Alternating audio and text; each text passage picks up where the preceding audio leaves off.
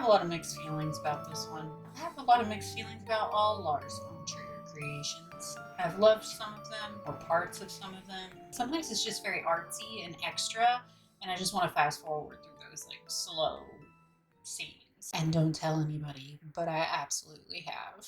So if you've seen this movie or a few other movies of good old Lars, you might know what I mean. But if you disagree, that's fine too. This one is another one that was requested, so thank you very much for requesting. And if anyone else has anything that they want me to cover, I've got a running list of things. Just mention it to me in the comments down below. So, tiny side note, while this movie does fall into the realm of my disturbing rewatch series, I actually didn't watch this one back in the day when I watched all these other ones I'm reviewing. I only watched it in like the last year. That's why this one's different. Today we're talking about the house that Jack built. We're following Jack, who's a failed architect who has decided that murders are his life's work.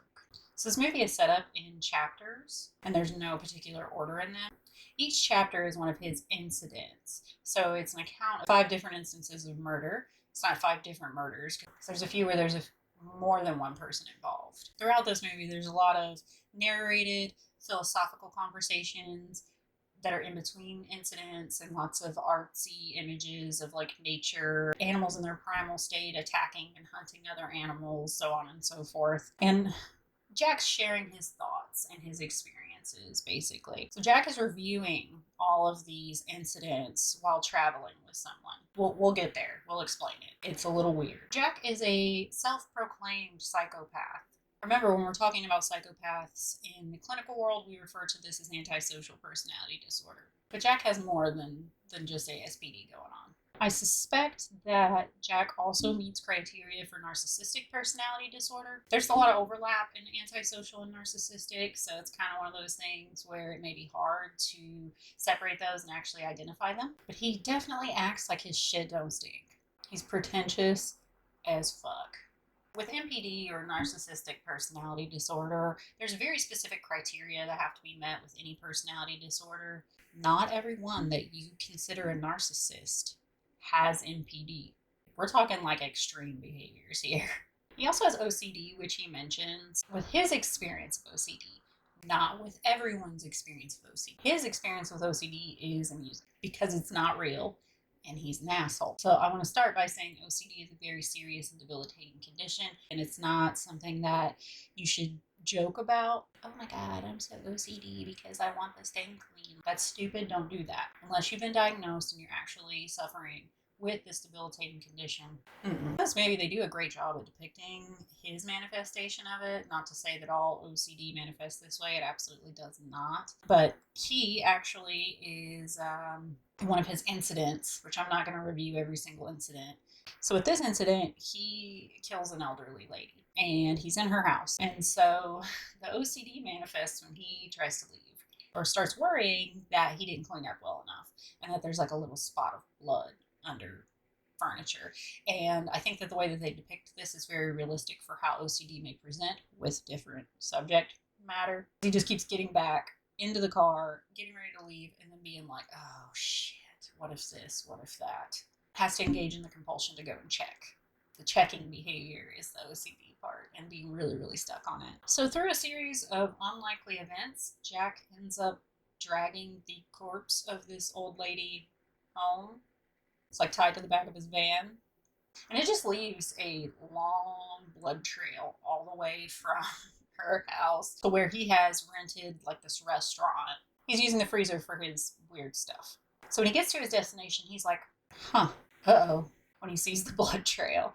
And, you know, for someone who thinks he's so intelligent, I mean, I don't know, man. And all of a sudden he's sitting there freaking out, like, what do I do? What do I do? And it rains heavily, washing away all of the blood. For his self-important mind, he takes this as confirmation that he's supposed to be doing this work or murdering people because it's art. There's a grandiose sense of self-importance with this guy. You'll notice that. So one of the chapters is a family. This one bothered me. Side note, I do this thing where I don't watch all of one movie in one sitting sometimes. oftentimes for time constraints, but also because if I'm watching something super disturbing, I have to like stop and be like, okay, everything is okay, and have a little bit of a palate cleanser before I finish. This is one of those times when I had to do that.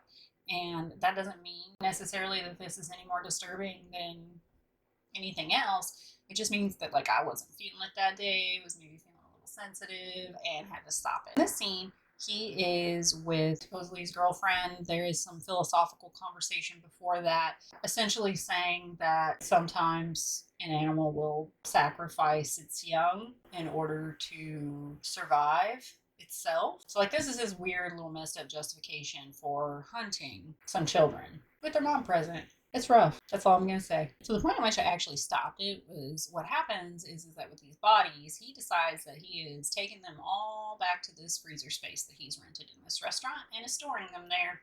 He actually kind of sculpts one of the corpses' faces into this really like troubling smile. Yeah, so I paused the movie there. But it's cool. I went back to it for you all. And also I wanted to see what happened. Up to this point and even a little bit after, I was like, ooh, what's going on in this movie? Like, even though Jack irritates me, I was also like, okay, all right. I didn't hate it right away. I just don't like Jack as a person, which I think is fair. Another chapter, he is with a girl, presumably his girlfriend. So there's no order. You have no idea how old he is, what's going on. It's just, boom, here's the scene. Here's him doing something messed up, basically. Well, in this scene, as you see a lot of his manipulative behavior in the scene with the girl, he refers to her as being simple and is very demeaning and cruel to her. And you can tell his predatory nature in this. Like, not that you couldn't before, but this one really seals the deal with, like, you are a shitbag, dude. So he, in a very tense kind of build up, decides he's going to kill her and mutilate her. But before this, he makes sure he lets her know that he has killed 60 people. He says something along the lines of, if you think you should scream now, you probably should. I don't know, that's probably not verbatim. I'm really bad at that. So he basically tells this girl that scream all you want to, nobody's gonna help you.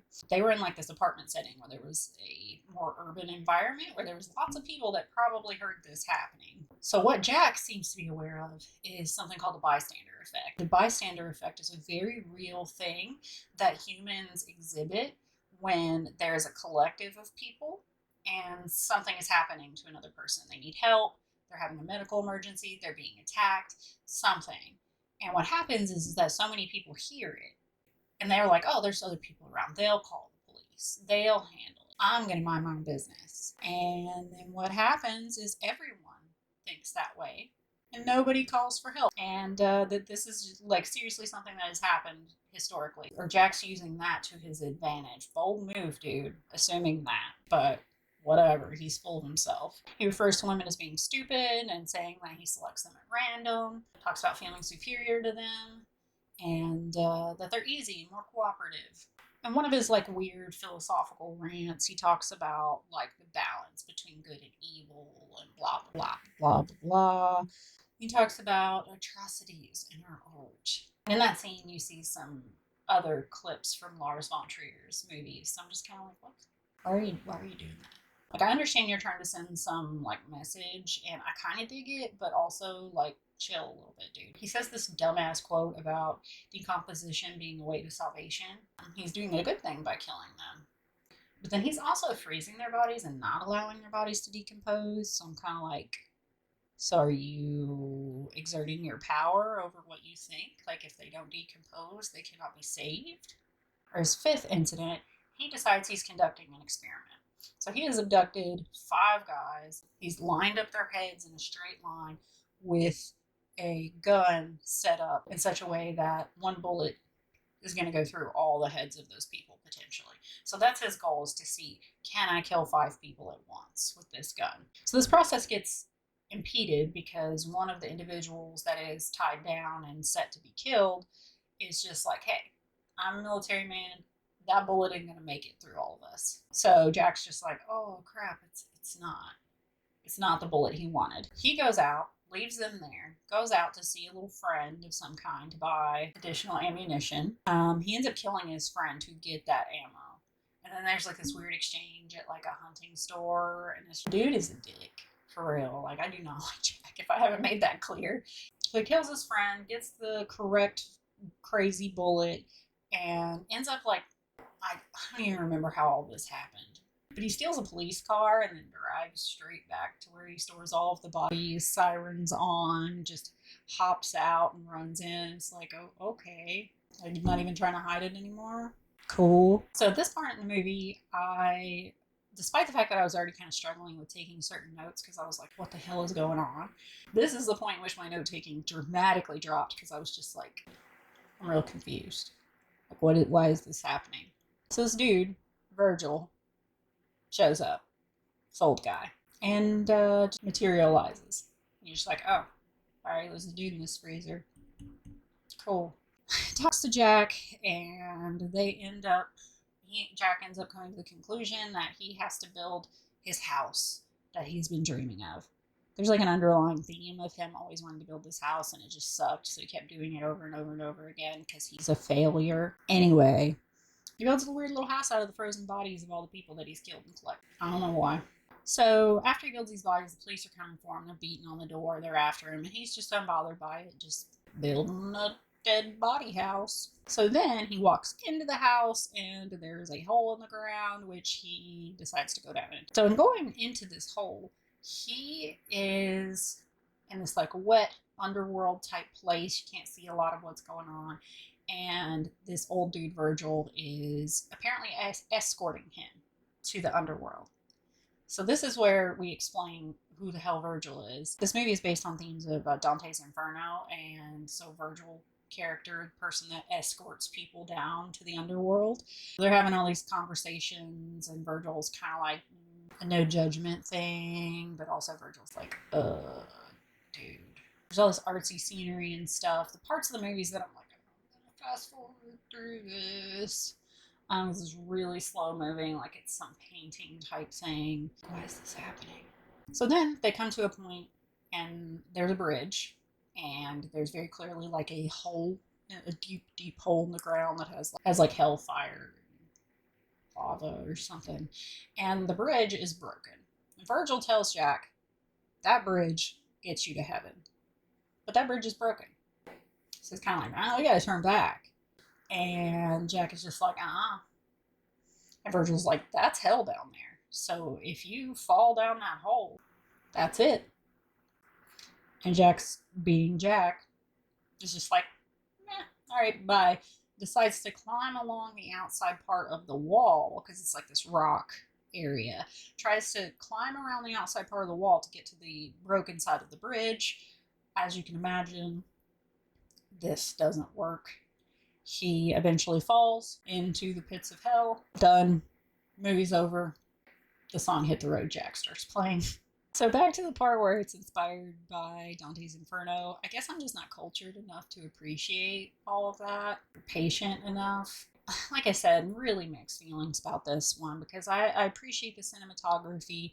The initial incidents, I was like, all right, this movie's headed somewhere. Even though it was troubling, even though it was kind of tough to watch at times, it was still just like, all right, well, I've watched Lars and I've enjoyed his movies. I've enjoyed like Antichrist and Nymphomaniac and things like that, but I also know that there's points in those movies where they're real extra, but it goes kind of with the overall story. This one feels a little bit messy. And you know, people who do things like this do tend to be narcissistic turds and have a grandiose sense of self-importance. So they think they're just the best thing ever and that everyone else beneath them is stupid and they're not going to get caught. That's pretty characteristic of people who become serial killers. So overall, this movie was alright. I liked some of it. It's one of those ones where I can't like definitively be like, this sucks. It's kind of like, I don't know, there's some good things about it, and then it just feels like it just falls off. As soon as he builds the house and everything underneath the story starts to kind of come out. But overall, the movie was very unique, and I can appreciate that. I appreciate Lars Von Trier for trying to shake things up.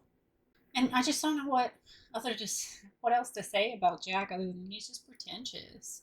I just don't have a lot of patience for him rambling on and justifying his actions in some convoluted, shitty way. So someone did their research for this movie, but again, like always, very extreme representation of these disorders.